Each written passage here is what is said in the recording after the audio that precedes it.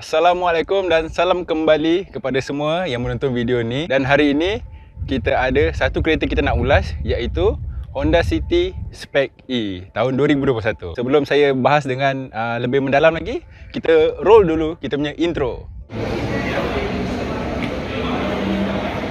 Okey, kepada yang belum subscribe lagi channel saya, minta tolong kepada korang semua untuk subscribe. Sebab subscribe tu percuma je guys. Tak susah je. Tekan je klik yang button merah tu je. Okey guys, kita mulakan dulu dengan bahagian depan Honda City Spec E ni. Okey, macam korang boleh tengok, Honda punya grill masih mengekalkan dia punya signature lah, yang mana dia punya design language dia panggil solid wing face, yang mana korang boleh nampak dia punya grill betul-betul besar dan berwarna chrome lah. Okey, untuk lampu Honda City Spec E ni dia menggunakan halogen projector dan dia ada juga DRL, iaitu dekat bahagian atas ni satu straight line, dan dia punya signal dekat bahagian tepi ni ya. Kalau korang boleh tengok untuk Honda City generasi yang kelima ni, iaitu GN6 tak silap saya. Kalau yang generasi yang keempat adalah GM6. Macam korang boleh tengok lah, dia punya design dia saya boleh cakap dia tak terlampau garang, dia juga tak terlampau nampak lembut. Dia balance di antara sporty dan juga dia punya eksekutif lah. Kiranya design ni sesuai untuk semua jenis peringkat umur. So ini adalah bahagian tepi Honda City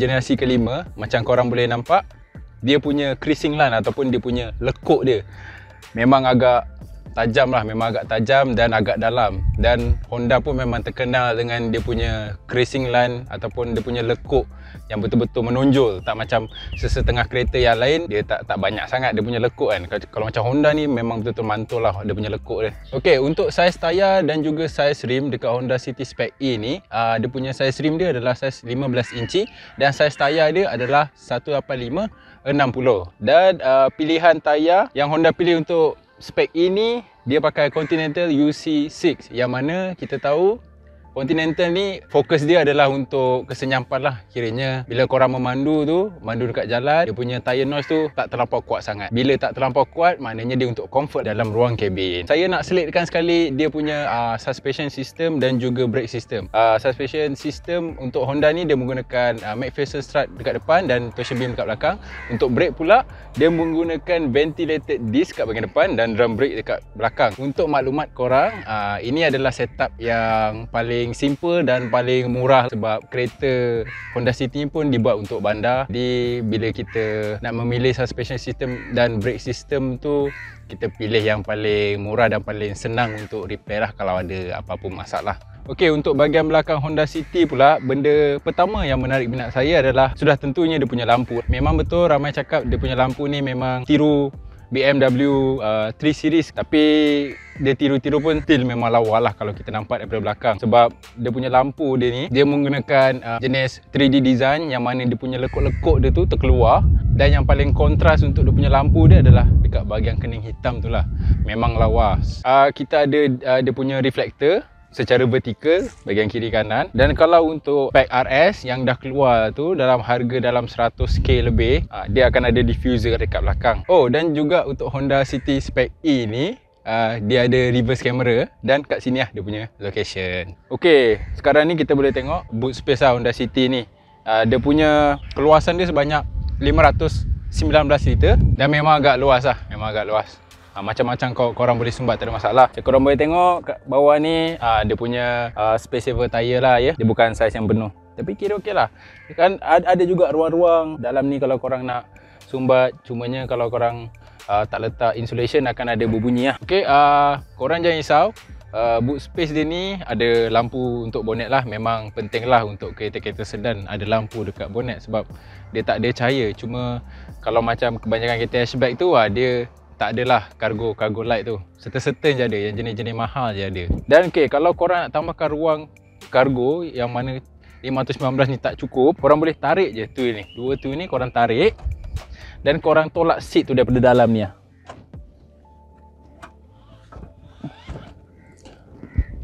Contoh kalau korang beli barang IKEA, barang-barang yang panjang, so korang boleh tambahkan lagi lah ruang masuk sampai dalam. Cuma kat sini dia punya kelemahan dia ada step, maksudnya ruang kargo dan seat punya step tu dia macam agak tinggi sikit. So bukaan ruang ni agak kecil. Berbeza kalau dengan kereta hatchback, kalau korang turunkan seat, dia punya bukaan dia lagi besar. Itulah kalau korang tengah mencari sama ada kereta sedan ataupun kereta hatchback, kalau korang betul-betul hanya nak menggunakan ruang kargo saja, korang pakai kereta sedan. Kalau korang nak menggunakan ruang kargo bercampur dengan ruang tempat duduk ketiga, korang pakai hatchback. Oh, saya lupa nak cakap tadi, dia punya folding configuration dia adalah 60-40. Okey, untuk bahagian mechanical Honda City ni pula, semua sama je untuk variant S, E, V. Cuma yang untuk RS dia lain sikit lah. Dia ada sistem IMMD, iaitu dia campuran antara internal combustion dan juga hybrid system. Kita tak cakap itulah, kita nak cakap pasal enjin yang Honda tengah pakai sekarang ni, iaitu menggunakan 1.5 liter NA 4 silinder iVTEC double overhead cam. Itulah dia punya enjin. Dia punya transmission dia pakai CVT dan dia dipacu oleh roda depan, yang mana enjin tu terus direct pusing tayar depan lah, kalau kita punya bahasa pasar kan. Tapi yang saya boleh cakap, dia punya enjin Honda ni memang jimat lah sepanjang penggunaan saya, dan saya menggunakan kereta-kereta member semua memang actually dia jimat. Dia laju. Memang well package lah kita boleh cakap. Okay guys, sekarang kita berada dekat dalam interior Honda City pula. Okay, mula-mula kita tengok dia punya dashboard ni. Dashboard dia secara peribadi memang satu perubahan yang baru daripada segi design. Bab dia punya aircon vent ni macam pada saya agak kurang sikit lah. Dia punya bentuk dah macam pelik sikit lah. Okay, kat depan ni macam korang boleh tengok, dia ada satu sensor. Patutnya tempat ni adalah sensor untuk jika hujan ataupun gelap, kereta korang akan ada auto headlamp lah. Tapi itu hanya untuk spek V dan RS lah. Kalau E dia tak ada lagi. Korang boleh tengok kat sini dia punya trimming silver, dan kita boleh tengok dia punya dashboard dia agak besar. Seat. Untuk seat spek E adalah jenis fabric. Daripada segi cengkaman duduk, pada saya selesa dia tak berapa, even though dia orang claim ini adalah semi bucket, tapi dia tak berapa grip sangat badan tu, which is good pada saya. Tak macam sebelum ni saya cuba Persona 2019 punya. Yang Persona tu dia betul-betul grip. Tapi kalau yang ni dia ada sedikit loose. Pada saya sedikit loose tu saya boleh terima. Saya nak agak relax sikit bila kita duduk. Kita tak nak macam kena cengkam sangat. Lain lah kalau kita bawa dekat Genting ke, dekat Ulu Yam ke kan. Macam pernah bawa kat Ulu Yam kan. Tu memang kita pentingkan semi bucket lah, yang mana seat tu perlu cengkam badan kita dengan kuat. Dan yang ni dia jenis fabric. Kalau spek V dan ke atas dia jenis kulit. Fabric ni dia tak panas sangat kalau kena matahari kan. Kalau kulit semua orang tahu dia panas. Cuma kena jaga sikit, kalau tertumpah apa-apa tu dia akan menyerap bau, dan korang memang kena selalu bersihkan lah. Kat sini kita ada infotainment besar 8 inci. Nanti saya akan bagi tahu dengan lebih lanjut dia punya ciri-ciri dia yang ada kat dalam infotainment dia. Kat sini kita ada butang aircon. Kat sini ada power outlet. Kat sini ada 2 USB kabel. Kat sini ada kalau kita nak letak phone ke apa. Kat sini ada 2 cup holder, kompartmen kalau kita nak letak apa-apa, barang ke phone. Kebanyakan orang akan letak kunci ke, takat ke, orang semua kat sini lah. Kat sini ada seat reminder ya. Seat reminder ni untuk kelima-lima seat yang dalam ni. 2 dekat depan dah ada, dan 3 ni indikator untuk belakang. Kalau contoh ada orang duduk kat belakang, dia tak pakai seat kat belakang, benda ni akan menyala lah. Di mana seat belt tu penting ya. Tak kisah kau duduk depan, belakang, tempat duduk ketiga, kalau ada pakailah seat belt ya guys. Kat sini kita ada gear CVT yang tadi dengan button icon. Button icon ni adalah untuk ekonomi lah. Maksudnya tuning engine akan bagi gearing yang lebih tinggi, RPM yang lebih rendah. Manual handbrake tak besar macam expander, which is good. Kat sini ada satu slot untuk letak telefon bimbit, dan yang benda yang paling saya suka sekali, kereta ni dah datang dengan armrest. Nampak armrest dia agak besar, nampak. Power bank 20k boleh masuk macam ni, which is nice lah, nice. Cuma dia punya armrest ni tak boleh ke depan ke belakang. Tapi okey lah, semua kita memang perlukan armrest, okey. Korang belilah kereta paling basic ke apa, yang penting utamakan armrest. Okey, untuk steering dia ada jenis teleskopik dan juga tilt. Tilt ni yang standard atas ke bawah. Tapi yang lebih menarik Honda City ni ada teleskopik. Nampak, korang boleh tarik steering ni ke depan. So korang tak perlu nak adjust seat ke depan.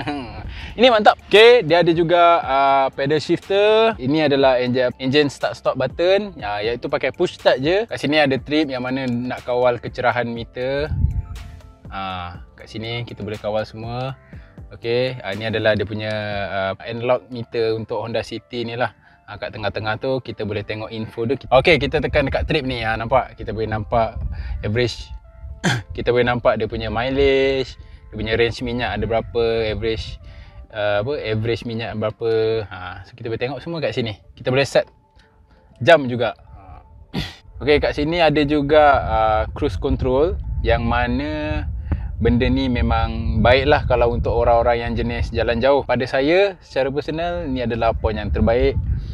Kat sini ada kita nak turn off kan dia punya traction control. Kat sini ada dia punya headlight leveling, yang mana dah standard. Dulu tak ada. Dulu kena pakai manual. So sini ada cubby hole, yang mana nasab dua suka. Kat sini nak buka minyak, buka penutup minyak tu. Kat sini nak buka hood depan. Jom kita pergi ke belakang pula. Okay, sekarang kita dekat bahagian tempat duduk kedua Honda City. Okay, macam korang boleh lihat, dia punya leg room dia memang luas. Masya Allah, luasnya. Yang mana saya suka kereta-kereta luas macam ni kan. Nampak macam kecil kat luar, tapi dalam luas. Saya memang suka. Okay. Okay, kat sini kita ada rear aircon vent. Macam saingan-saingan dia lain tak ada. Untuk Honda City je ada. So kat sini ada power outlet socket. Memang ruang kaki dia dah luas, tapi dekat bahagian bawah seat dia ni agak sempit sikit. Maybe sebab dia punya kedudukan seat dia rendah, so agak sempit sikit lah. So kalau korang nak lunjurkan kaki korang masuk ke dalam tu, mungkin akan berlanggar. Dan Honda City ni juga ada ini dia armrest. Okay, dia ada armrest siap dengan cup holder. Cumanya dia punya armrest ni terlampau ke bawah tau. Saya punya komen sebab dia punya armrest ni terlampau ke bawah. Kalau macam dekat Nissan Almera yang baru tu, dia agak tinggi sikit. Sebab bila kita duduk, kita tak adalah nak macam slouch betul-betul ke bawah kan. So dia macam akan wujudkan satu suasana yang tak selesa lah. Tapi on the other side, dia still ada armrest, which is good. Untuk poket belakang seat ni, Honda bijak, dia ada satu slot untuk kita letak telefon bimbit kita. Sekarang dia punya headrest ni bagus, cuma dia bukan adjustable. Tapi dia memang dah bump up kan seat dia tu, yang mana dia betul-betul universal lah untuk semua orang. Cuma satu je saya nak komen. Tadi leg room okey, shoulder room pun okey untuk tiga dewasa yang saiz macam saya ni. Dan ketinggian saya 173 cm. Dan korang boleh tengok bila saya duduk, kepala saya akan sentuh atas. Sebabnya overall dimension untuk Honda City ni, dia lebih panjang, dia lebih lebar, cuma dia lebih rendah sikit. Dia rendah sikit, dia tak tinggi macam generasi sebelum. So bila dia rendah sikit, dia punya roofline dia tu lagi slope lah kiranya. So bila dia lagi slope, dia akan, bila kita duduk biasa ni, dia akan langgar lah kepala kita. Kalau diorang nakkan headroom, maybe diorang kena slouch. Dia orang kena rendahkan sikit badan, gerakkan kaki ke depan, dapatlah headroom yang banyak. Sebab tu gunanya leg room tadi. Nampak dia ada kontra kat sini. Dapat sini, kadang tak dapat sini. Yalah, sebab kereta sedan ni bukan kereta SUV ke MPV kan. Speaker untuk Honda City spek S dan spek E ni, dia ada 4 speaker. Kalau untuk V ada 8 speaker. Dan dia punya cup holder dia untuk bahagian belakang ni boleh muat botol 1.5 liter. Dan total cup holder dia ada dalam 1, 2, 3, 4, 5, 6. Dalam 6 ya. Okay, sekarang ni saya nak bercakap pasal infotainment secara spesifik. Yang saya suka, paling saya suka lah dekat infotainment dia, dia ada Android Auto dan juga Apple CarPlay. Kenapa saya fokuskan benda ni? Sebab benda ni memang mudah lah, memang menarik lah. Dan benda ni antara sepatutnya feature yang jadi standardized kepada semua pembuat kereta lah, yang lagi-lagi yang ada jenis touch screen punya. Okay, kebanyakan pembuat kereta, apabila diorang design layout dashboard ni, diorang akan menggunakan satu layout yang tengah jadi trending lah. Dan trending ni akan digunakan pakai untuk semua jenis kenderaan, iaitu floating screen. Itu floating screen yang mana screen dia tu akan nampak macam tergantung lah. Tapi kalau Honda ni, dia tak nampak lagi floating screen sebab dia diletakkan selari dengan dashboard ni. Kalau macam betul-betul nampak macam floating screen tu macam Persona yang baru, Saga, Vios pun dia letakkan sekali dengan dashboard. Dia ada embedded dekat dalam dashboard tu sendiri. Dan untuk angle dia pula, dia ada macam satu layer matte. Dia bukan jenis yang kilat punya. Matte lah, macam kita pakai screen protector jenis matte punya kan. Dia macam nampak kabur-kabur. Benda ni adalah untuk menghalang glare daripada matahari direct. Sebab angle ni pun main peranan kepada pemandu. Kadang kita nak tengok tak nampak kan. Okay. Saya nak teruskan dengan ciri yang saya suka, iaitu Android Auto. Macam saya sekarang pakai Android. Dan dia punya sistem connectivity dia menggunakan wired. Ada juga Android Auto dan Apple CarPlay yang menggunakan wireless. Tapi yang untuk jenis ni pakai wired lah. Sebab wired dia lebih murah kan, tengok dengan harga kereta lah kan. Simple je dia punya setup dia. Just korang USB cable korang cocok dekat bahagian USB port yang ada gambar phone ni. Saya akan cocok je dekat phone saya. So dia akan automatically dia akan detect. Tapi pastikan korang punya phone tu support Apple CarPlay kalau korang pakai iPhone, dan juga Android Auto kalau korang pakai Android lah. Dan dia akan automatically nampak dia punya interface dia memang kita familiar lah. Sebab apa saya tekankan benda ni? Sebab dia punya interface tu, interface dia memang betul-betul sama macam kita pakai dekat phone. Jadi kita tak rasa janggal lah. Sebab kebanyakan company-company kereta ni, bila diorang buat sistem infotainment diorang sendiri, diorang ada diorang punya interface, diorang punya idea sendiri, diorang punya layout sendiri, UI design dia sendiri. So kebanyakan semua tak macam user friendly. Jadi kalau untuk yang case Android Auto dan Apple CarPlay ni, dia lebih user friendly kepada semua lapisan pengguna lah. Sebab kita selalu menggunakan phone, so kita dah biasa dengan dia punya penggunaan. So daripada penggunaan phone tu, dia synchronize ataupun dia integrate dekat kereta. Jadi kita punya ekosistem daripada kita pakai phone kepada kereta, dia selari. Okay, kat sini korang boleh tengok dekat sikit. Pak, kita boleh buka Waze, Telegram, kita boleh call orang, kalender, map semua ada, Spotify pun ada. Dan kadang kita boleh tengok WhatsApp. Cuma saya tak buka kat sini lah, tapi saya tunjuk lah. Tapi memang pada saya memang best lah. Contoh macam Spotify, kita boleh tekan je dekat sini untuk kita aktifkan dia punya voice command. Contoh macam korang punya infotainment tu tak ada voice command lah kan. Okay guys, sekarang ni saya akan tunjukkan macam mana dia punya integration Android Auto ni. Korang boleh tekan butang mic ni, ataupun korang boleh cakap saja. Macam ni, saya tunjuk lah. Hey Google,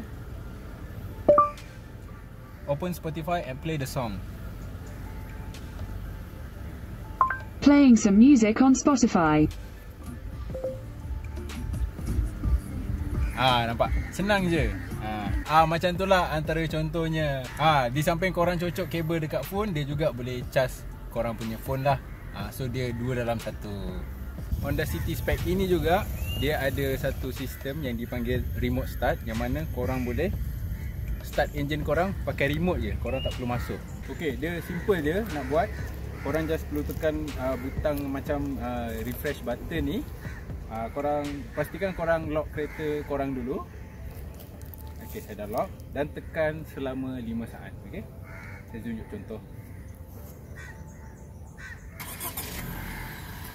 Tada, daripada jauh. Okey, apa function dia? Contoh kalau korang parking kereta korang kat garaj sebelum korang pergi kerja, korang nak bila masuk kereta korang tu dah sejuk, korang boleh pakai ni, korang start je daripada luar. Memang tak ada masalah. Dia akan start engine secara remote. Dan korang jangan risau sebab kereta korang masih lock Even though kereta korang kat luar, orang tak boleh bawa masuk selagi mana diorang tak ada kunci ni dengan diorang. Kat kunci ni juga korang boleh buka korang punya boot lah. Sama je, press and hold secara 5 saat. Korang akan terbuka. Tapi dia terbuka lah. Korang akan kena naikkan dia ke atas. Ada bukannya auto buka terus sampai atas kan. Okay, contoh tadi korang dah start. Bila korang nak unlock kereta korang, korang tak payah tekan button pun sebenarnya. Korang just selup tangan korang dekat bahagian door handle tu, nanti dia akan unlock pintu ni. Dan yang menariknya, dia boleh feature ni dia ada dekat bahagian driver dan juga bahagian passenger. Korang selup je masuk. Nampak? Korang boleh dengar dia dah buka pintu. Nampak? Dan korang boleh masuk dan pergi kerja sebab korang dah lambat kan. Okey, itu saja ulasan saya mengenai bahagian luar, dalam dan juga bahagian mekanik vehicle yang ada dekat Honda City Spec E ni. Ini adalah bahagian yang pertama. Untuk bahagian kedua, saya akan buat saya punya driving experience saya bila memandu kereta ni lah.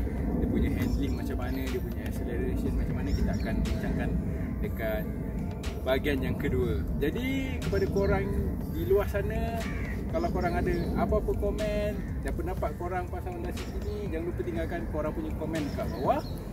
Jangan lupa untuk like, share dan subscribe channel saya. Dan supaya kalau korang subscribe, semangatlah sikit saya nak buat video lagi kan. Jadi sampai di situ saja untuk video kali ini. Semoga kita berjumpa lagi. Assalamualaikum dan adios.